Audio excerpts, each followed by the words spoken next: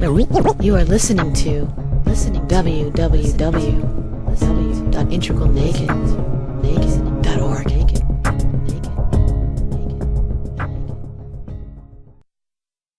Would you put the practice of prayer more in the subtle category and meditation in the causal category? Would that make sense? Not totally. Okay. I see why you say that petitionary prayer sometimes. But did you want to go ahead and ask your question, and then I can maybe address it, or did you want me to address that first before you went further?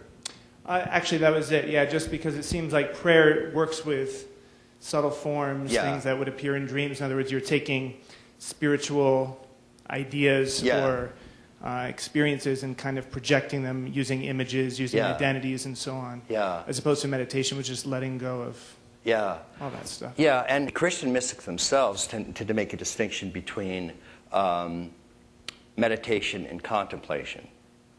And so meditation is basically holding a form in mind, which we're calling prayer. And then contemplation is what we were calling meditation. It's where you actually transcend thought and you're open to the silence of the divine. So what I say when I talk about prayer as being, quote, lower, it's in the Christian form, meditation is lower than contemplation, but it doesn't mean that they both can't be used. So, and there are also many different forms of prayer. Prayer is savikalpa samadhi, meditation with form, and contemplation is when you open yourself to the silence and start entering some of those deeper stages of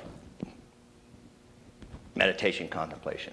And so you can find in St. Teresa, for example, her seven interior castles start out with what we're calling prayer or meditation and go into contemplation, which is nirvikalpa. She gets right into the seventh castle, which is absolute emptiness and openness, about which you can say nothing. You just take yourself to the edge of that and fling yourself open.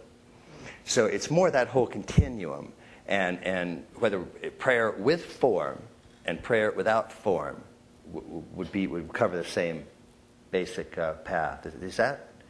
Terms are a little bit difficult. Yeah, I guess when we're coming from the Jewish tradition, prayer tends to have three different aspects to it.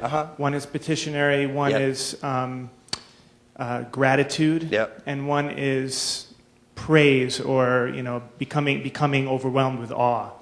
But all three of those aspects are linked to particular forms of language, and they're also they have a certain form quality to them, because you're after a particular emotional state, you're after becoming aware of particular circumstances, and so on, as opposed to meditation, which seems to want to simply see all of those things arising and allow them to cease if they want to. Got it. So in my own practice, I do both of those, and I'm always kind of interested, like, both of these feel really right, but I'm not sure why exactly. But but it seems like in learning about the three categories that the subtle and causal may relate to that. Yeah. And ask Rabbi Mark directly, but let me give you the generic. He'll run into. There are forms of Jewish Hasidim Kabbalah prayer that get into formlessness.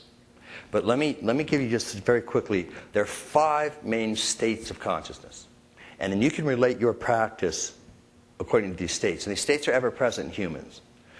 One is waking or gross. One is dreaming or subtle. One is deep formless sleep, or causal.